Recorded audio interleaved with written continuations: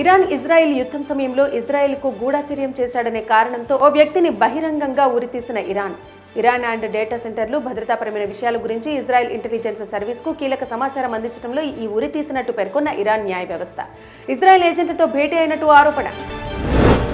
భూమికి దగ్గరలో ఒక చిన్నపాటి చందమామను గుర్తించిన శాస్త్రవేత్తలు ఇది ఒక గ్రహ శకలమని దీనికి 2025 PN7 అని పేరు పెట్టినట్టు సమాచారం. ఇది సూర్యుడి చుట్టూ పరిభ్రమిస్తుందని దీనికి ఏడాది సమయం పడుతుందని శాస్త్రవేత్తలు వెల్లడి. మరోసారి రెచ్చిపోయిన కెనడాలోని ఖలిస్తానీ ఉగ్రవాదులు వాంకోవర్లోని భారత కాన్సులేట్ను సీజ్ చేస్తామంటూ బెదిరింపులు. ఈ నెల 18న దీన్ని స్వాధీనం చేసుకుంటామని ఆ సమయంలో ఇక్కడికి ఎవరూ రావద్దంటూ హెచ్చరికలు జారీ. అగ్నిగుండంగా మారిన గాజా సిటీ ఇప్పటిదాకా 10 లక్షల మంది పాలస్తీనా వాసులు తలదాచుకున్న ఈ నగరం ఇప్పుడు మంటల్లో. దక్షిణ ప్రాంతంలోని తీర ప్రాంతాలకు తరలి వెళ్తున్న వేల మంది గాజా సిటీ వాసులు. మోదీకి ఫోన్ చేసి మాట్లాడిన అమెరికా అధ్యక్షుడు ట్రంప్ మోదీ పుట్టినరోజు పురస్కరించుకుని ఆయనకు శుభాకాంక్షలు తెలిపిన అమెరికా అధ్యక్షుడు.